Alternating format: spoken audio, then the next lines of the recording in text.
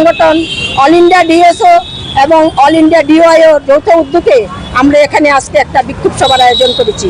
এই বিক্ষোভ সভা থেকে আমরা দাবি তুলছি যে এই বিচার বিভাগ তদন্ত করে কঠোর শাস্তি দিতে হবে এবং মদ মাদক দ্রব্য নেশা সামগ্রী জিনিস বন্ধ করতে হবে এবং নেট দুনিয়ায় যে অশ্লীল প্রচার প্রদর্শনী হচ্ছে এগুলি বন্ধ করতে হবে।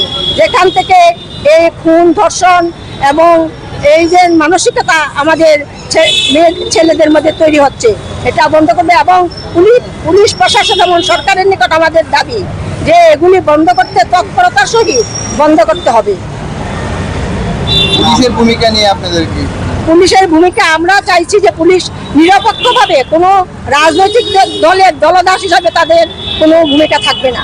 তারা এগুলির ঊর্ধ্বে উঠে তারা নিরপেক্ষভাবে এগুলি তদন্ত করবে এবং তাদের যা যা ভূমিকার দরকার তারা এগুলি করতে বাধ্য হবে।